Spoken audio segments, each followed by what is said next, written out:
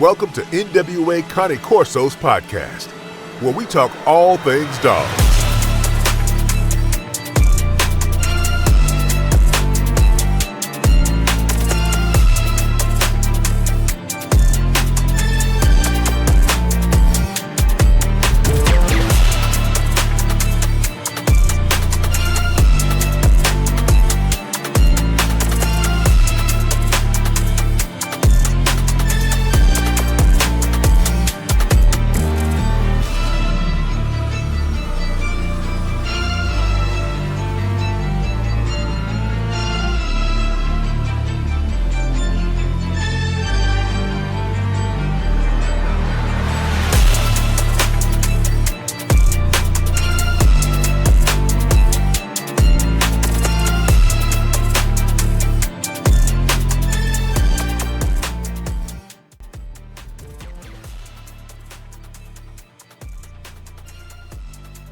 What's up, everyone? Thank you for tuning in to another breed profile from the Cane Codex. I'm your host, as always, Dark Silver.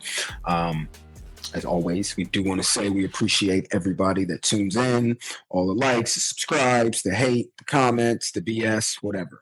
I'll take it.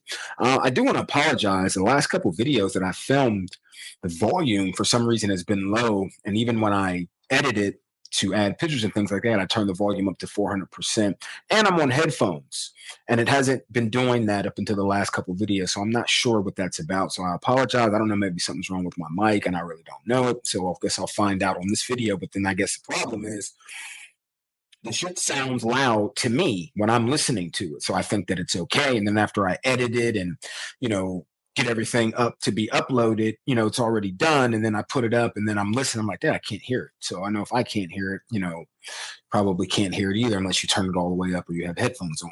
But anyway, this is kind of a double breed profile. We're going to talk about the Dogo Argentino and the old Cordoba Fighting Dog history.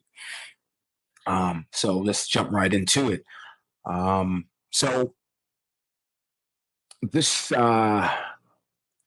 particular breed kind of got its start, or the idea of creation for this breed, by the Martinez brothers from Argentina around 1925 to 1928. They began creating a program for a dog with great versatility and capabilities, one that could hunt, defend itself, protect the home, and, be a companion. So by deliberately and precisely crossing 10 particular canine breeds, purebred canines, into the now extinct old Cordoba Fighting Dog, which is also known as the Viejo Perro de Pelea Cordobas, which is, like I said, which is now extinct.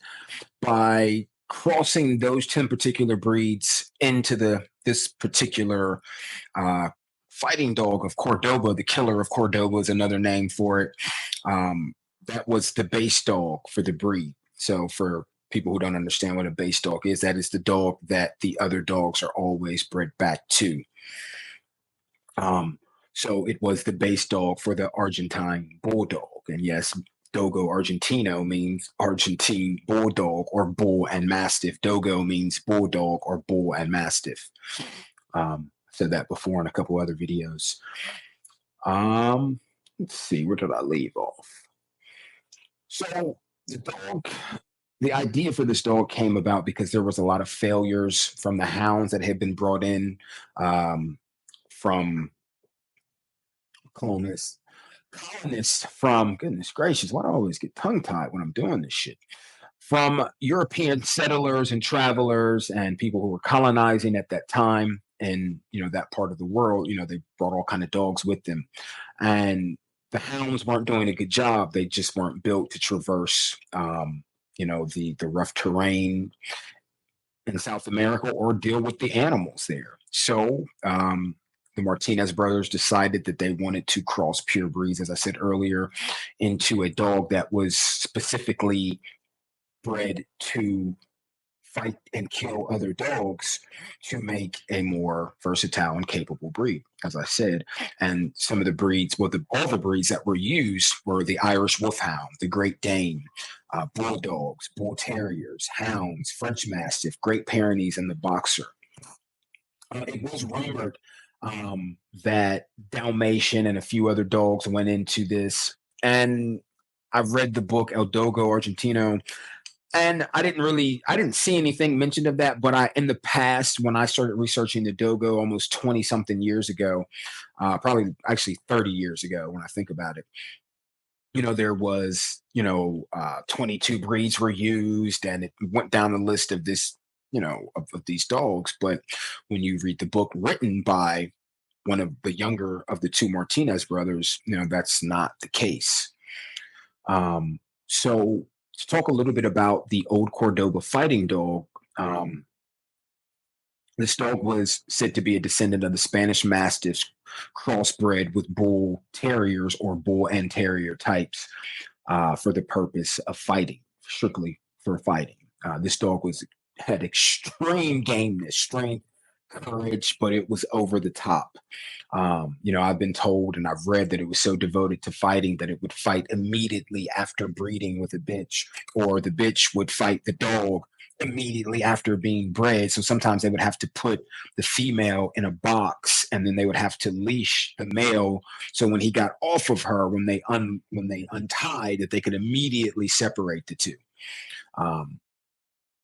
So the Martinez brothers wanted to take these particular traits and add the traits of a hunting dog that can work in packs without killing each other. See, that was the problem with the old Cordoba Fighting Dog. They probably wouldn't have created the Dogo Argentino, and they probably would have kept the old Cordoba Fighting Dog alive. That dog is extinct if it hadn't been so dog aggressive. And then I'm just speculating. Because it was said that is why they created the dog, using this as a base dog, but it couldn't work in packs because they would just immediately start trying to kill each other. But regardless, those genetic traits are still in the breed, and there's definitely some same-sex aggression, mainly in the dogs or the males and not the bitches. So, the creation of this breed or the Dogo Argentino came from, a few failed attempts by the brothers. But they didn't stop until the job was done. And within those trials of crossbreeding and correcting the temperament, the anatomy, a lot of litters obviously were whelped. And there was a lot of live hunting, with these crossbreeding, these crossbred dogs. Just to feed their capabilities so they would know how, when, where, and why to breed back into the base dog. It said that they produced hundreds of these dogs, and a lot of them were sent to other countries, not just in South America, other countries, Japan, Europe, other places like that, to be tested on different terrains, and they all passed the test. And before I continue, this is in my top 5 dogs, and it's definitely in my top 3. My top 3 dogs are Staffordshire Bull Terrier, Presa Canario, and Dogo Argentino. The only reason I chose not to really delve deep into the Dogo Argentino, I've worked them, but I've never owned them, is because of the deafness that is inherent in their genetics. But before I jumped back into presses, I was looking at Dogo Argentinos. I just couldn't find anything that I liked, so I passed on what was available, because the last thing I want to do, and that anybody should want to do, is spend thousands of dollars on something that they're not going to be happy with, and that's not going to perform. Because a lot of people buy dogs based off internet picture profiles and looks and colors, unfortunately. So like I said, they sent the dogs to other countries to have them tested, basically testing their hardiness. And there was also a small group of people who were devoted to the dog fight, or I should say a small group of devoted dog fighters who began crossing the Dogo Argentino back into Bull Terriers for the purpose of fighting. And it is a hell of a game dog, I'll say that. Creating but this cross created a smaller version of the doggo to grace the pit. Now, interestingly enough, in the book El Dogo Argentino, the writer and co-creator of the breed said that when speaking about the old fighting dog of Cordoba, he said it's fortunate that that dog is extinct just because it was just so temperamental. And, at some point in time, they would have killed themselves off anyway, just because of their nature, and the inability to act professional, if you will. And he grew up with this breed personally. And he described them as extremely strong and extremely strong-willed and willing to fight to the death just because at the drop of a dime. So just to jump back on the Dogo, it was in 1964 that the FCA, which is an Argentine kennel club, recognized the breed as being pure. And then in 1973, the FCI would also accept the breed. So the FCI standard for the breed is as follows. And just remember, guys, I always do a quick summary. I'm not going to go through every detail of the standard. You have smartphones and laptops, and you can Google that stuff. So Mastiff-type dog, very capable and versatile, silent hunter, almost cat-like, very brave with no harm, very brave with no aggression to people under normal circumstances. It has quick reflexes and powerful movements. This is one of the few breeds that is 100% proportionate, meaning no one part of its body is out of place or bigger than the other. You see a dog that's got a big head, doesn't really match the body, or the body doesn't match the head, or they got a big tail, or they got, you know what I mean? So the color code is solid white with only allowing one black patch on the skull, and it must be within proportion to the head. So again, proportion is very, very important with this breed. The average weight for males and females combined is between 88 and 100 pounds. The ideal height for males and females is 24 to 25 inches. So like the Presa Canario, it's shorter at the shoulders, but it can be shorter and it can be taller. And one thing that I definitely want to speak about, I kind of mentioned this earlier about my reasonings for not jumping deep into the breed. I am thinking about getting a Dogo just to have, maybe do some Dogo Presa crosses just for myself. But one thing that has to be mentioned about this breed is the deafness, because it's inherited from, if you're familiar with dogs with white coats, and that it's just something that is genetically inherent in them, doesn't mean that every white dog is going to be deaf, because you can have two totally healthy parents that can hear out of both ears, and they can throw an entire litter of deaf puppies, or they can throw a 50-50 litter. Half of them are deaf and half of them aren't. Or they can throw a litter of mixed puppies that can only be deaf in one ear. I believe they call that unilateral, if I'm not mistaken. They'll be deaf in one ear. And then some of them, other puppies in the litter, will not be deaf at all. And then you'll have some that are totally deaf. So that is something, I believe that is the reason why the breed didn't gain the popularity and became kind of underrated with a lot of people, in my opinion, because of the deafness. Because that's a hard thing to work with, and it's a hard thing to, sell puppies like that. Half these people don't know how to train a dog that can hear.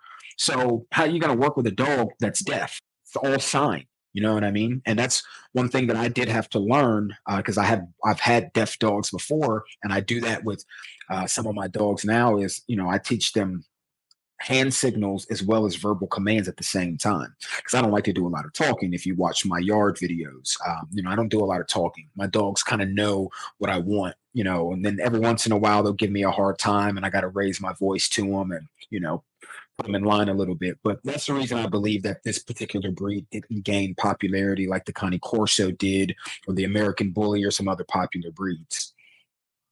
So that is it for this breed profile. As always, there'll be pictures up. There'll be some video footage up.